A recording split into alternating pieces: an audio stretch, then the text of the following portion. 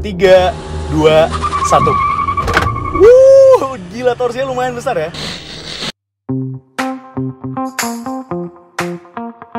Hai guys, welcome back to our YouTube channel CVT Cars Videos and Talk Shows. Balik lagi sama gue, Jason Andika Syarif.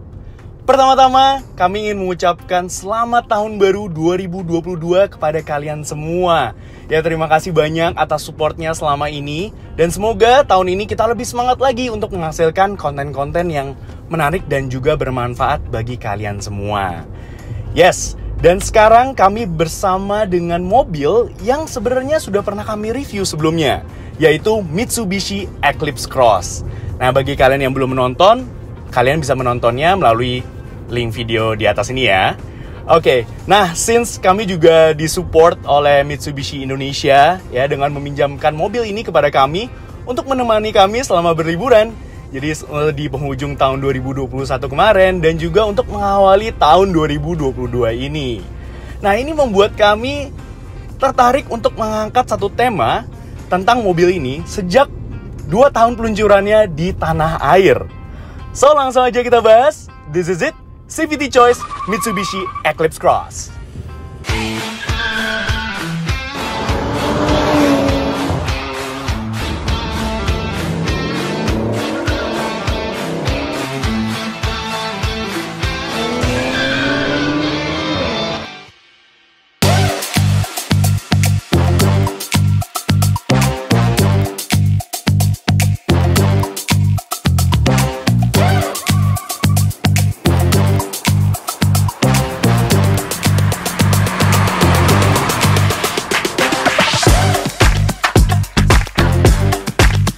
Nah, kenapa kami tertarik untuk kembali membahas mengenai mobil ini? Ya, hal itu semua karena ada satu hal yang menjadi pertanyaan kami yang terlintas di benak kami selama ini, ya, dan bahkan sempat membuat kami itu garuk-garuk kepala. Apalagi kalau bukan performa penjualan dari mobil ini, yang bisa dibilang tuh kurang laris ya di Indonesia. Ya padahal sejatinya mobil itu bener-bener enak banget loh, enak banget untuk dikendarai. Ya, dia memiliki whole package yang baik, ya, mulai dari set suspensi yang cukup nyaman, kemudian juga transmisi CVT halus dan juga cukup responsif. Kemudian dia juga memiliki fitur-fitur safety yang lumayan lengkap loh. Sebut saja mulai dari adaptive cruise control, kemudian juga front collision mitigation, ya, dan lain-lain. Kemudian juga dia memiliki mesin turbo 1500cc turbo yang cukup mumpuni, yang lumayan bertenaga gitu. Yang pastinya membuat mobil itu seharusnya memiliki potensi yang cukup besar ya untuk bisa laris di Indonesia. Nah, tapi pertanyaannya, kenapa mobil ini gak laris ya? Mungkin ini semua karena desain eksteriornya. Ya, Mitsubishi Eclipse Cross ini terlebih telat ya datang ke Indonesia dibandingkan dengan Mitsubishi Expander. Ya, padahal di luar sana mobil ini tuh sudah diluncurkan sejak 2017, sedangkan di Indonesia baru diluncurkan di tahun 2019. Jadi di Indonesia banyak yang bilang ya kalau desain dari Mitsubishi Eclipse Cross ini tuh terlalu expanderan, ya, mengikuti Expander. Padahal di luar sana itu bahkan sudah keluar facelift-nya. Dan kalau kita lihat di sini ya, Mitsubishi Eclipse Cross ini dia mengusung bahasa desain Dynamic Shield yang sudah mulai kelihatan usangnya gitu ya. Kalau dibandingkan dengan Expander yang Dynamic Shield-nya itu sudah generasi terbaru ya, yang sudah lebih fresh. Jadi di mobil ini Eclipse Cross ini harusnya desainnya itu sudah butuh penyegaran. Ya, jadi dia ya mau nggak mau di Indonesia ini masih tetap menggunakan bahasa desain Dynamic Shield yang lama. Dan ada satu hal yang menarik di bagian depan eksterior dari mobil ini, yaitu di bagian headlamp-nya. Yang menyala itu hanya di bagian dalamnya saja. Dari samping sebenarnya tidak ada yang salah dengan desain dari Mitsubishi Eclipse Cross ini. Mulai dari desain velgnya yang cakep, ganteng ya, dan size-nya cukup besar di ring 18. Tetapi menurut kami ada satu bagian di eksterior samping Eclipse Cross ini yang menurut kami tuh agak unik ya. Nah, kita bisa lihat ya, pasti dari depan cakep gitu ya. Pas udah masuk ke pilar C tiba-tiba kayak dipangkas gitu, dipapas gitu ya. Mungkin karena memang Eclipse Cross ini basisnya itu kan Eclipse yang adalah notabene adalah sebuah coupe. Jadi walaupun Eclipse Cross ini adalah SUV, tapi dia pengen mengusung desain ala-ala coupe, jadi dipangkas ke sini gitu ya. Tapi selebihnya desain sampingnya sebenarnya sih tidak ada yang salah ya. Kemudian juga kita berlanjut ke desain belakangnya. Ya, kita bisa lihat sendiri ya. Di belakang sini desainnya cukup unik. Nah, kami jadi wondering ya, desainer Mitsubishi ini kenapa ya di tahun-tahun 2016 gitu ya. Itu mereka tuh berpikir apa gitu. Mungkin pemikirannya terlalu unik ya. Desain belakang ini banyak mengundang kontroversi, seperti abangnya si Pajero Sport yang desainnya seperti ini ya, yang kita udah pernah review juga. Dan di Eclipse Cross ini juga sama uniknya dan banyak mengundang kontroversi. Ada yang suka, ada yang tidak gitu ya. Kita bisa lihat di sini.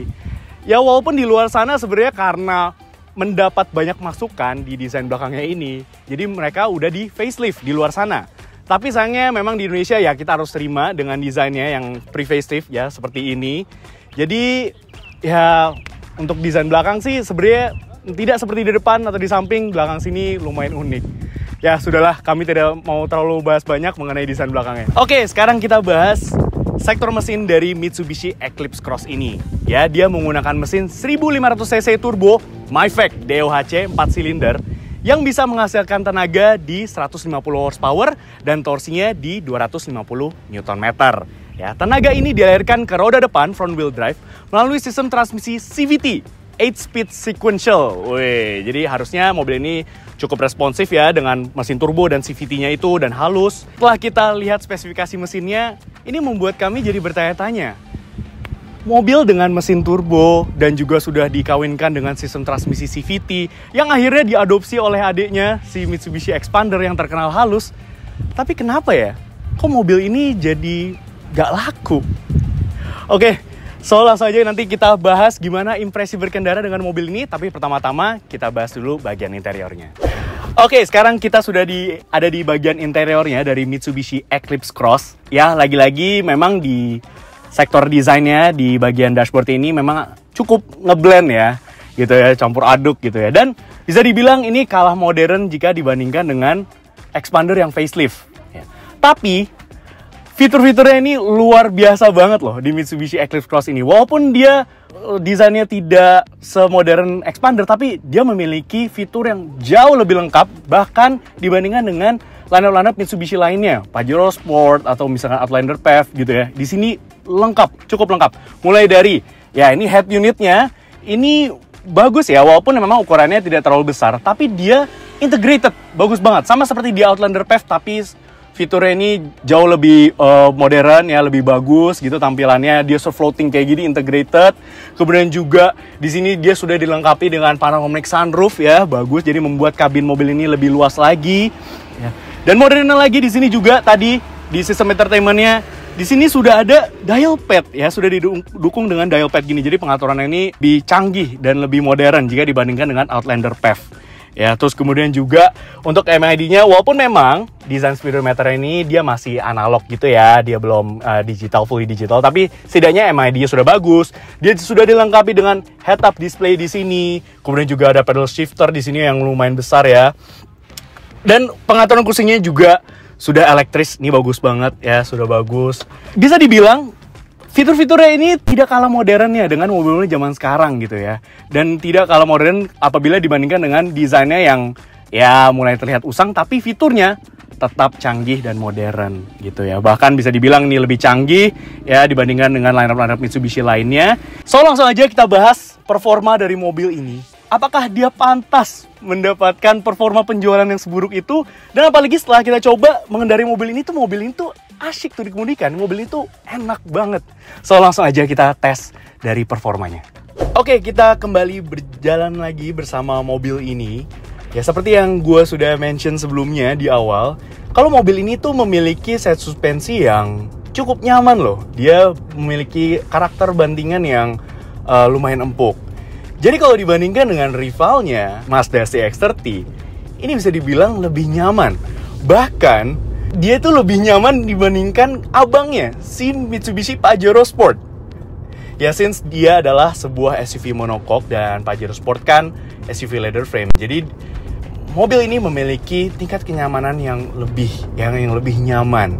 Jadi kalau kalian bertanya dan kalian sedang mencari sebuah Mitsubishi dengan tingkat kenyamanan yang terbaik, ya Mitsubishi Eclipse Cross inilah pilihan yang paling tepat. Mobil ini juga punya safety features yang lumayan lengkap ya. Ya, dia bisa dibilang nih bersaing ketat ya dengan CX-30 dalam hal fitur keselamatan. Ya, sebut saja ya, adaptive cruise control, kemudian dia juga ada front collision mitigation, blind spot monitoring, rear cross traffic alert, dan masih banyak lagi. Dan ini fitur safety yang cukup lengkap ya.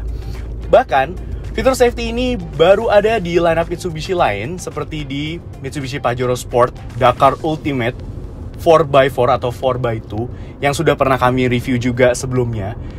Tapi ingat, mereka itu memiliki kisaran harga yang lumayan terpaut jauh ya dengan Mitsubishi Eclipse Cross ini, yaitu di kisaran 600 jutaan dan 700 jutaan. Jadi lumayan jauh. Sedangkan harga mobil ini sekarang pada saat kita mengetes itu di 493 juta rupiah. Ya, bahkan kalau kalian mencari mobil bekasnya, secondnya di secondary market, mobil ini tuh sudah di angka kisaran 385 jutaan ya. Itu tergantung lagi dari kilometer dan juga kondisi. Ya, jadi bisa dibilang ini tuh ada di range harga compact SUV ya, di kisaran HRV, kemudian juga ada di Kia Seltos gitu ya. Jadi mobil itu benar-benar memiliki value for money yang sangat baik. Untuk urusan efisiensi, mobil ini juga lumayan baik ya. Dia bisa menghasilkan figur yang lumayan hemat. Ya, di dalam kota seperti ini, mobil ini bisa mencatatkan efisiensi di 10,9 km per liter. Lumayan kan?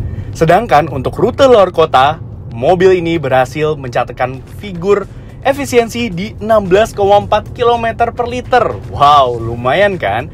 Ya, ini semua karena berkat mesin 1500cc turbonya dan juga transmisi CVT yang halus. Jadi membuat mobil ini itu semakin efisien lagi. Satu lagi keunggulan dari Mitsubishi Eclipse Cross yaitu legroom di baris keduanya yang cukup luas ya. Sejatinya sebenarnya mobil ini tuh untuk menggantikan Outlander Sport yang memiliki kekurangan ya dari sektor legroom di baris keduanya. Tetapi surprisingly di Eclipse Cross ini legroomnya ini cukup luas ya, dan gue bisa mendapatkan legroom yang baik dan juga footroom yang baik juga gitu. Dan bahkan jika dibandingkan dengan abangnya si Pajero Sport, ini bisa dibilang legroomnya ini lebih luas ya di sini. Jadi kalau jujur, kalau kita disuruh memilih gitu ya untuk berpergian jauh, kami akan berpergian menggunakan mobil ini jika dibandingkan Pajero Sport. Ya, karena seperti yang kita tahu, Pajero Sport adalah sebuah SUV leather frame. Jadi kalau di jalan tol gitu yang agak bergelombang, kita bisa terombang-ambing. Tetapi di Eclipse Cross ini dia memiliki suspensi yang lebih nyaman, bisa lebih meredam getaran dengan baik. Oke, sekarang kita mau tes akselerasi dari mobil ini dari 0 sampai 100 km per jam mampu ditempuh dalam waktu berapa lama sih? Dan kita buktikan nih, mesin 1500cc turbonya ini lumayan bertenaga ya, dan kalian nggak perlu takut lagi untuk memilih mobil ini. So, langsung aja kita tes. Oke, 3, 2, 1. Gila, torsinya lumayan besar ya. Sampai berdecit tadi. Oke, ini CVT-nya sangat halus dan sigap banget. Sudah 90 dan 100. Wow. Mobil ini lumayan kencang ya. Menurut pencatatan kami, mobil ini mampu menempuh akselerasi dari 0 sampai 100 km per jam hanya dalam waktu 9,35 detik saja. Ya, ini waktu yang lumayan kencang ya. Dia masih dalam bawah 10 detik. Ini figur akselerasi yang mantap banget. Ya, jadi bisa kami simpulkan dari CVT choice dari Mitsubishi Eclipse Cross ini, kenapa kami tertarik untuk membahas kembali mengenai mobil ini dan kenapa kami merekomendasikan mobil ini untuk dilirik dan kalian beli. Ya, karena sebenarnya mobil ini tuh punya potensi yang luar biasa ya. Mulai dari tadi feature safety yang sangat lengkap, kemudian juga rasa berkendaranya yang sangat baik, kenyamanannya yang luar biasa, dan kemudian juga mesin turbonya yang memiliki performa yang baik, dan juga transmisi CVT-nya yang halus dan juga sigap. Membuat mobil ini tuh sangat worth it untuk dibeli. Apalagi mobil ini dibanderol untuk harga barunya di saat kami mereview saat ini di 493 jutaan. Sedangkan untuk harga secondnya itu di kisaran 385 jutaan. Jadi benar-benar membuat mobil ini tuh sangat value for money. ya dengan melihat tadi fitur yang sangat lengkap ya, apalagi kalau kita misalkan bandingkan dengan harga adiknya si Xpander Cross yang paling tinggi yang harganya itu udah mencapai di kisaran 320 jutaan tanpa adanya PPNBM 100% ya. Jadi membuat mobil ini tuh benar-benar semakin worth it lagi untuk dibeli. Ya pantas banget untuk dilirik untuk kalian beli. Dan sekaligus membuat Eclipse Cross ini menjadi salah satu mobil Mitsubishi terbaik yang dijual di Indonesia saat ini. Jadi kalau kalian misalkan nih diehard fansnya Mitsubishi ya, ingin mencari sebuah mobil Mitsubishi yang memiliki whole package yang baik ya, nyaman, Mitsubishi yang paling global bahkan dibandingkan dengan Outlander PHEV dan juga apalagi lineup Mitsubishi lainnya. So, sekian aja dari kami. Thank you for watching. Like video ini, subscribe ke YouTube channel kita CVT Indonesia dan nyalakan lonceng notifikasi. Main-main juga dan juga follow Instagram kita @cvt.indonesia. Di situ banyak banget ya keseruan kita tentang syuting, seputar dunia otomotif baik di dalam negeri maupun di luar negeri. Dan kalau kalian tertarik nih CVTs untuk meminang Mitsubishi Eclipse Cross yang ada di sebelah gue ini, kalian bisa main-main ke website kami di cvtindonesia.co.id. Di situ kalian bisa melihat semua spesifikasi tentang mobil ini dan juga bisa membelinya melalui website kami. Untuk linknya kami cantumkan di bawah ya. Oke, sekian aja dari kami. Gue Jason Andika Syarif pamit. Stay tune. Support channel kami dengan cara tonton video-video kami yang lain ya. Dan juga jangan lupa klik tombol subscribe di kanan sana.